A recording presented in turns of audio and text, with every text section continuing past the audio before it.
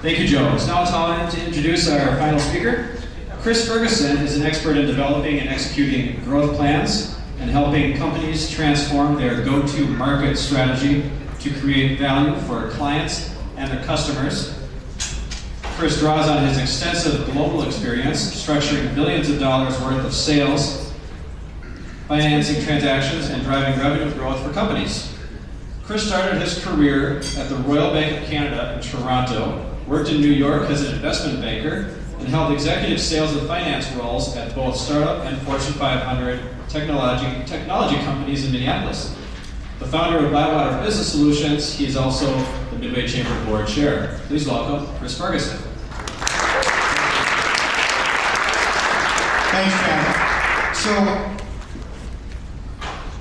I think when when the mayor talks about diversity and we hear this conversation around diversity, I think diversity in the Twin Cities, quite honestly, I think has been done fairly poorly. I think it's time for us as businesses to start thinking about diversity in a different way. So I just want to share a little bit of perspective. So as the mayor mentioned, right now we have 27,000 more job openings in our metro than we have people looking for work. That number is expected to grow to 120,000 more job openings than people looking for work. And if you add on the skills gap that we have in our region, where we have a lot of people that are in the workforce but they don't have the skills that our employers are looking for, that number could be 200, 250, 300,000 opportunities where there are jobs available. When we think of our workforce in the metro area only being 1.6 million, the companies, unless we start thinking about doing hiring and bringing people in organizations different, we're looking at a 10 to 20% vacancy rate at our companies in this metro region. Which, when you think about what that would do to your business and how you're going to operate your business, what we know from some of the clients we've worked with, Procter & Gamble and others, is when they start seeing that vacancy rate above 15%, more people start leaving the organization when they have opportunities to leave, because you're asking the people that are still there to do that much more work every day. And if they can get the same type of job, whether it's in another company or another metro, they're going to take those opportunities. So the storm is brewing. It's coming. We see it on the horizon. It's soon to be storm season here in Minnesota. But as businesses, we need to think about diversity. We need to think about what's coming in a little different way. These are some of the headlines that we see. I think for most people, the question of whether or not there are disparities in Minnesota is somewhat of a good idea. We're next to last when it comes to disparities in home ownership. One of the next to last when it comes to disparities in educational attainment, and when it comes to incomes. And not only when we think about disparities related to people of color and people in the majority, but also between men and women. And the last comment, I think, is something you're going to start seeing more and more from companies who have made a commitment to not having a gender pay gap, attracting and pushing out and looking to attract women to their organization, and making that cleanup and making sure that everybody gets paid the same way. What's interesting to me, I started doing this work and thinking about some of these issues probably 8, 9, 10 years ago when I started doing work in the Midway and got much more engaged in the St. Paul community. And one of the mistakes that I made a number of years ago that I won't make again was making that thought that, for women, this is a done deal, right? We've already made all the progress we need to make. We've been working at this for 40 years. Women are at par. When we look at the data, that is simply not true. When we look at the national data, 86% of executives in this country are white. 39% of the population are people of color. 81% of executives in this country are men. So when you think about the numbers, we have a long way to go, even though for women we've been working at this challenge of talking about the glass ceiling, talking about equality for a generation at least. I remember in my youth, right, it was a big topic. We still have a lot of work to do, and we still are really not making that as much progress as we'd like to see. When we think about the Twin Cities market, I often I get the Business Journal every week, or every day, I guess we get highlights. And when you just take a click on the Business Journal, the people on the move, this is what it looks like most of the time. This is just a random couple of pages of people on the move. These are the people in the Twin Cities that are getting promoted or getting hired at the companies. And if you look at the Business Journal and you look at those people that are getting hired and promoted, it pretty much looks like this all the time. There's every once in a while I'll see how many pages I can go through before I see the first person of color.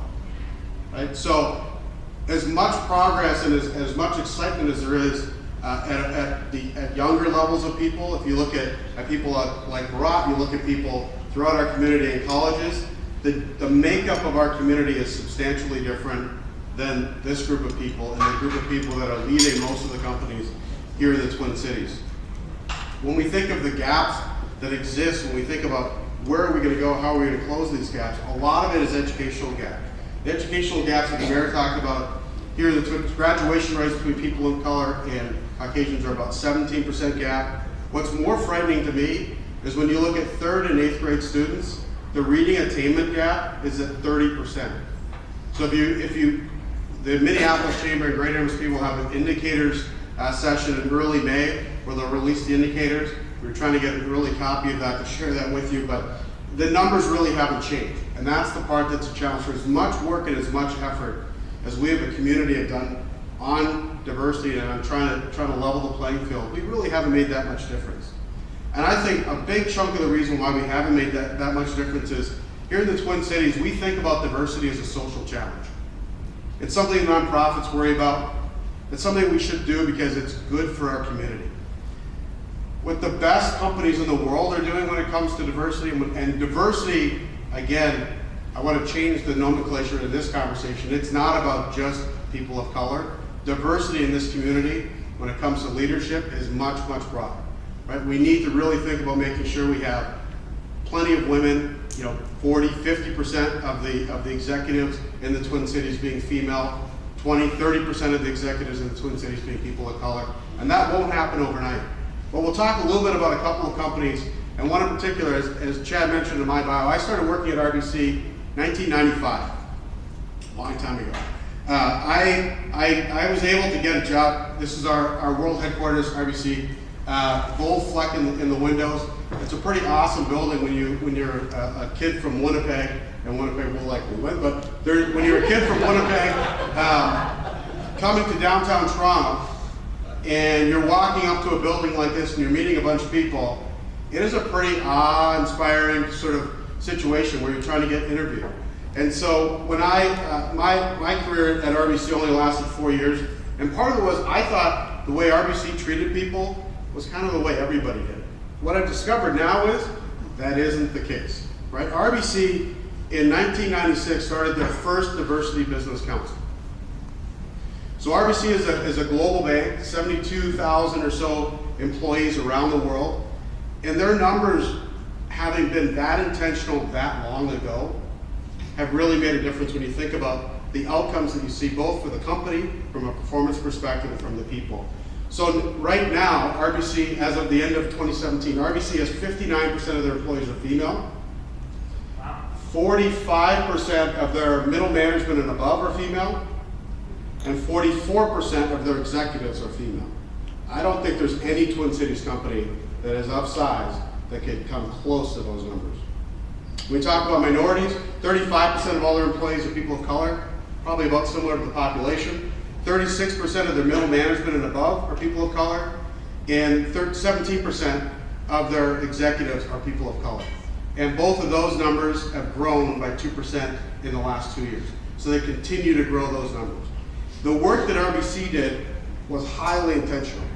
Even when I was there in 1995, RBC created a list of people that they saw as their future leaders.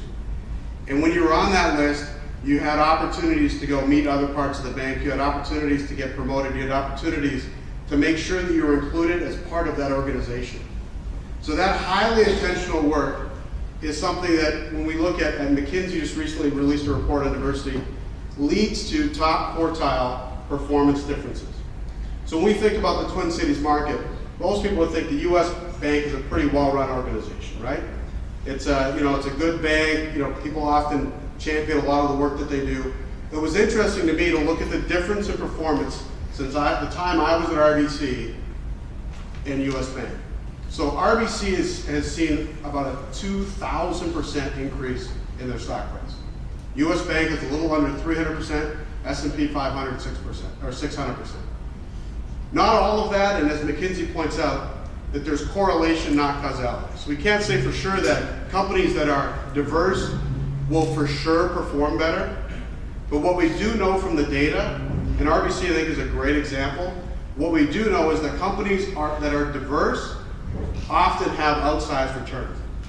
And if you were thinking about starting your career, where would you rather be 25 years later, right? Or if you were thinking about, you have a small business and you're looking for an extra 2 or 3 or 4% growth, 2 or 3 or 4% extra in EBITDA, that's the difference that 2 or 3% makes if you do that every year for 25 years.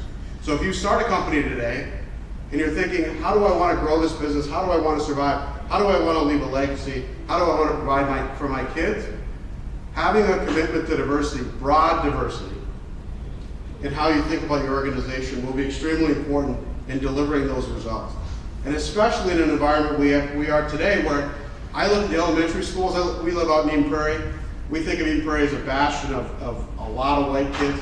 50% of the kids in elementary school in Eden Prairie are people of color. 50%.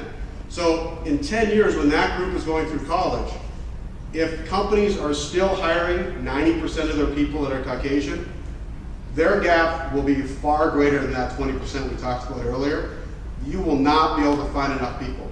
And if you don't have leaders in your organization, you have been intentional over the last 10 or 15 years, like RBC has, when those employees are all having multiple job offers, where are they going to decide to go? Are they going to decide to go to an organization that has half of their executives are female and a third of their executives are people that look like them? Or are they going to go to an organization that still doesn't get it?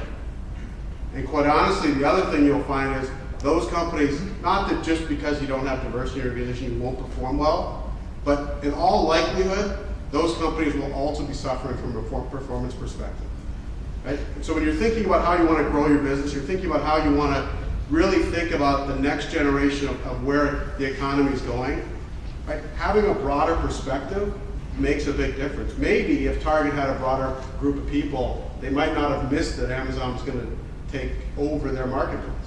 And they might have been part of that. We don't know. They likely wouldn't have, if they would have had more Canadians on their team, might not have forgot that Canada's a bilingual country and then you don't have to redo all your signage when you go into a store because you don't have an English side and a French side. But having different perspectives around the table, as simple as it sounds, is an important part about driving growth. Some of the work we get to do now through a partnership with Summit Value is what we call third box thinking. So this is a model that a partner of mine, Phil Sterling, and I created 15 years ago when we called it in the bunker of ADC Telecommunications. When we were going through the middle of laying off 18,000 people, we were trying to figure out how a company that in essence sold bed metal at 80% margins could compete and sell value. And so we started thinking differently about how you approach your customers, how you approach your vendors, how you approach your employees. So the third box model thinking is, most of us have a relationship with our employees. We give them a paycheck, we expect them to show up every day at work. Right? Same thing with our customers, right? We have offer a price, they buy or they don't buy, they go somewhere else.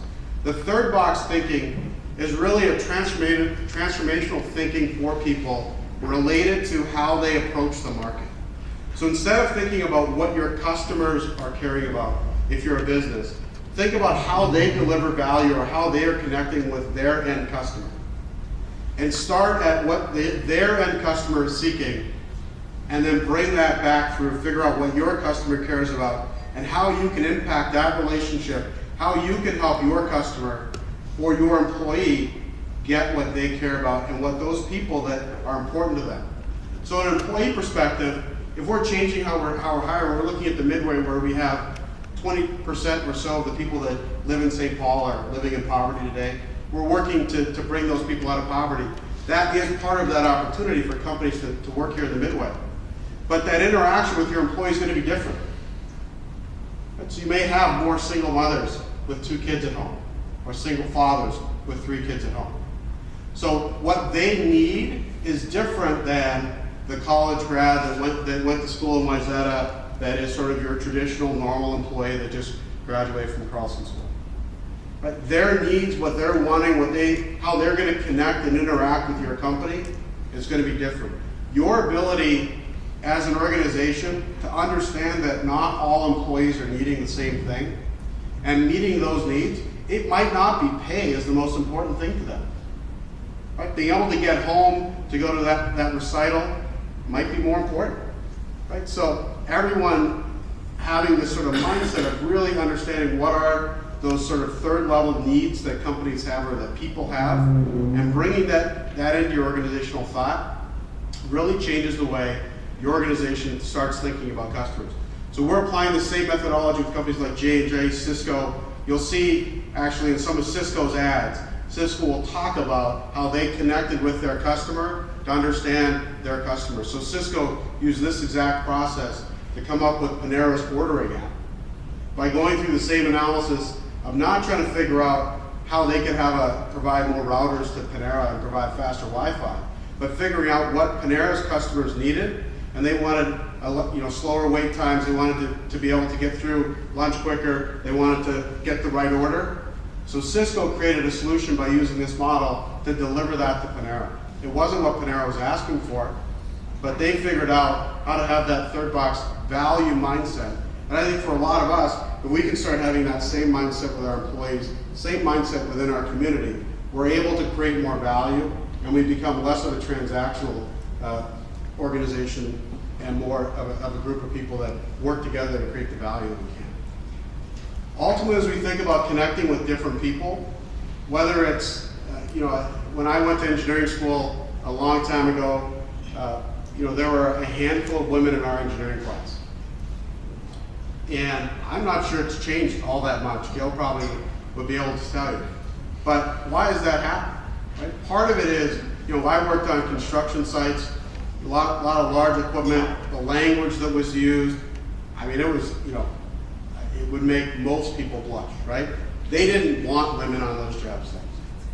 And it was pretty clear, right? So they would, the construction folks at that point would do everything they could to run people off those job sites. So people were made to feel uncomfortable. But I think for us to have success in really understanding how we break down some of the barriers, how we be more inclusive, because being diverse without being inclusive really doesn't help, right? So having a building filled with people filled with women, a building filled with people of color, and then the team you really rely on doesn't really help. You have to find a way to integrate and to make sure that you're pulling different ideas from all these different people. But having the empathy and the compassion to sit down and have real conversations with people and understand where they're coming from is critical to making that change in your organization. To making the change from making this something that's a nice to have or something that you get people to come here and then they leave. And we say they leave because they're a millennial and they want a job hop. Maybe. Or maybe they left your company because they did a 1.5 year assessment and realized you're not the place for them. They want to be in a different environment. We often tend to blame the person that left, but that might not be why. We know the Twin Cities struggles to hire and bring millennials. Last year, our net millennial migration was only 1,400 kids, people, right? Compared to Austin, which I think is about 14,000, much smaller metro area, right? So clearly, people are making the decision when they have multiple job offers of whether or not they want to be in the Twin Cities. And I think part of the challenge for us is to really figure out how do we break down some of those barriers. I hear from Minnesotans, I moved here 18 years ago. I hear from Minnesotans that this is the greatest place to live. And I think if you were born and raised in Minnesota, it clearly is. Right? But I talk to people that moved here, it doesn't matter what you look like.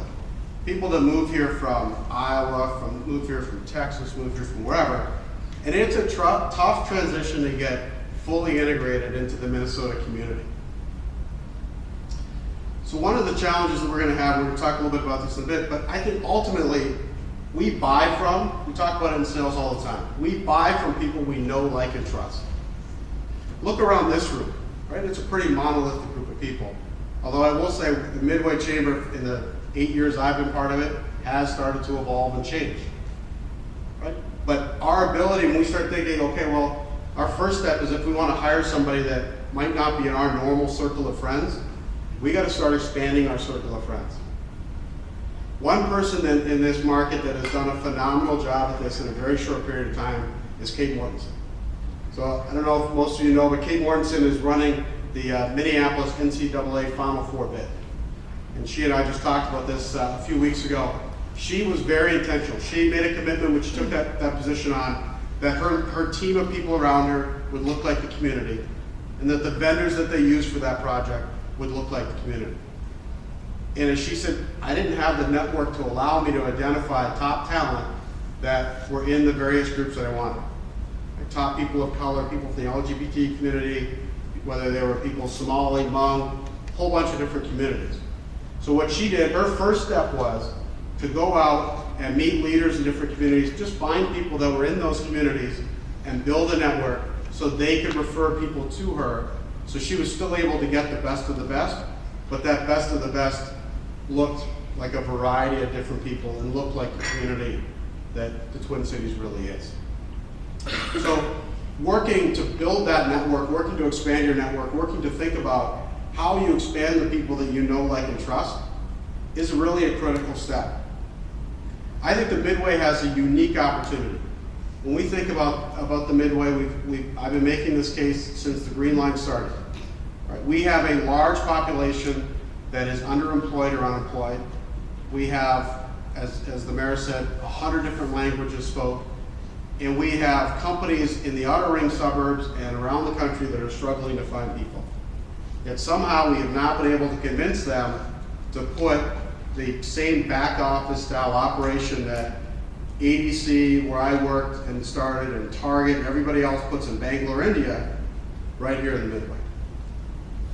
And I don't understand why, quite honestly. I'm not sure we've ever made the business case like the people in Bangalore made to companies here in the US to move thousands and thousands and thousands of jobs to India 15, 20 years ago. Right? But I think the business case is there, just like we talked about the profit part at the beginning. I believe the business case is there for companies to start thinking and looking at the Midway as a spot to house those back office operations and take advantage of. We're much cheaper land than it is in the Central Business District. It's much easier to get to because you're on the Green Line. And we have thousands of people that are unemployed and underemployed, and lots of young people that are graduating from high school every year looking for opportunities and looking for jobs. So I think the case for the Midway is a very strong case, not only from a diversity perspective, but purely from a business perspective. And I think we'll start to see, hopefully we don't just see residential development, which is what we've seen so far, but we start to see companies coming in and building like the 6,000 person campus in Minnetonka the United Healthcare built, or the 5,000 person campus in downtown East that Wells Fargo built. Putting something of that size in the Midway, one would fill a lot of jobs, it would create a lot of excitement in our community. So when we think about it, we've shared this at a number of different spots. When we think about it, ultimately the power of community, where businesses and communities, employees intersect, is what allows the businesses to accelerate their growth and allows us to build those strong communities here in the Midway. You all have ribbons, orange ribbons on your table. What I want to do is I want to challenge this group to start to break down and start to build that know, like, and trust. What I want us to do is put that ribbon on. Anybody in here a Canadian engineer? So Canadian engineers all wear a ring on their pinky finger of their right hand. We wear that ring because over 100 years ago a bridge collapsed, and the original rings were supposedly came from the bridge. I'm not sure that actually happened, but the idea is every time you sign a document that says that building can be built, that bridge can be built, that chemical plant can be built, that you remember that you have people's lives in your hands. And if you make a mistake, people die, which is an awesome responsibility that engineers have, similar to doctors. So what I want you to do is put that band on your wrist, and I'd like all of us, once a week, if we can, to have one meeting a week with somebody that's outside of our normal circle. Somebody from the Somali community, somebody from the Hmong community, a female. Expand your network. And the real challenge is, once a month, try to find a time to have a second meeting. Because what I find in Minnesota, a lot of times you meet with somebody, we got to do this again. That never happens, right? How many people have had that happen, right? That never happens. But what I find is, when I have that second meeting, or I get somebody out on the golf course and we spend 4 hours together, we talk about kids, we talk about family, we talk about your story, and we get behind sort of the real part of you, then we have a relationship. Then I'm able to refer that person to other people. Then I'm able to recommend them to other people. And they are able to do the same for me. So what I'd like us to do, because I truly believe that what makes the Midway different is our ability to connect people, and that ability to find more people that you know, like, and trust, and work on seeing if next time when we have a birthday party, a barbecue, something like that, look around the group of people that are your closest friends that come. When you're up at your cabin and you have 40 people or 30 people up coming over, what does that group look like? And working on expanding that group of friends, so you have more and more people that are part of your group that you know, like, and trust, that look like the Midway community. Because I think the solution to the diversity problem is not a bunch of programs, but it's about us doing what we need to do and what we do every day, of breaking down barriers, building relationships, recommending each other, and really being part of a community that cares about each other, and together, thinking from the third box in, can create more value than any diversity program that the mayor can come up with or anybody else can come up with, because ultimately it's about us. And if we do it, then that will make the difference. It's not going to change next week, but by the end of a year, we have 1,200 meetings, we have 1,200 new relationships. That's a lot of new people that we can refer, a lot of new people that are part of our network. And when we're looking for employees, or we're looking for new vendors, that's a lot of people that we can go and connect with. And we're not trying to find someone in the phone book, but we can go to someone that we know, like, and trust, and do business with them. And they may not look like we do now, but we can do business with them, and we know we're going to get taken care of. So with that, I'll turn it back over to Chad, but I just ask you to take the wristbands and take on the challenge. Thank you.